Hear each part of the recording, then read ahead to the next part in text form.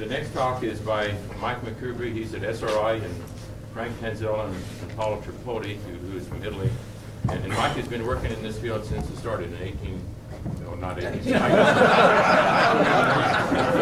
feels like 18. His title is Anomalous Heat Production for Hydrogen Saturated Plate. Indeed it is. Well, I want to thank the first two speakers for setting me up so well. I had no idea, as usual, what Martin would say. I knew exactly, as usual, what Ed was going to say. But I have prepared to talk about some of the things that Martin and Ed have really set up for me. By way of a review, it seems to be a review morning. I'm just going to talk about a number of the experiments that have been performed at SRI, specifically in the context of heat and helium, measuring nuclear product, presumably helium-4, and correlated excess heat production by a number of people that have been through our laboratory, some of which still there, and in collaborations that we're conducting with a number of groups around the world. I guess just a background, and Ed has already said this and Martin's implied it. There's been so much work done in such a wide variety of calorimeters, high quality calorimeters. We've logged more than 150,000 hours of calorimetry at SRI. The evidence, in my view, for the appearance of an anomalous, unaccounted excess heat in the deuterium palladium system is essentially overwhelming. There is something there. It's larger by more than one order of magnitude, in some cases by more than 2 orders of magnitude than the sum total of all possible chemical reactions. So it causes us to seek another explanation for the excess heat production, an explanation other than chemistry. We did an awful lot of work to study the phenomenology of this effect, and have been able to characterize the appearance of excess heat in terms of a number of criteria which Ed Storms has already alluded to. You need to achieve and maintain a high composition, deuterium to palladium ratio significantly greater than 0.85. You need to achieve and maintain a high cathodic current or current density. I'm not able to separate between these two criteria over some criterions, over some threshold value.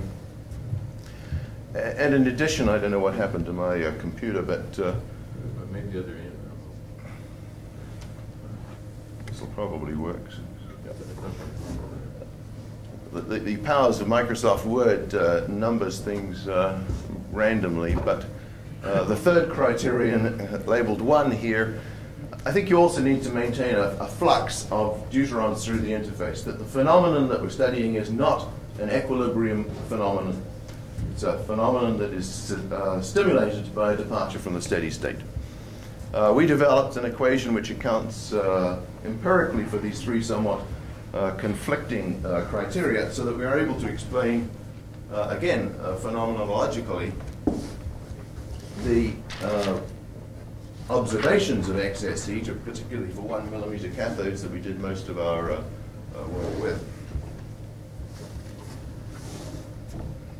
So, I just assert that we have established the existence of a phenomenon. There is something there which needs to be explained, and that something yields unaccounted amounts of excess heat. These three criteria here are what I consider that we need most importantly to do. We need to establish reproducible control over a system, and the system is causal. And whether it's an artifact or a mistake, a systematic error, the system is causal. When you do something, you must always get the same response, and we must assert reproducible control over our experiments so that we can make more rapid progress. Ed has already said this. We need to demonstrate clear and convincing evidence of quantitatively and temporally correlated appearance of excess heat. and whatever products we imagine give rise to this heat. If that product is a nuclear product, then we have to quantitatively correlate the appearance of a nuclear product with the appearance of heat. And in my view, complete and full acceptance and certainly complete and full understanding can never be achieved until we have a theory that is both obvious and accepted. My criterion of an obvious theory is one that I can understand.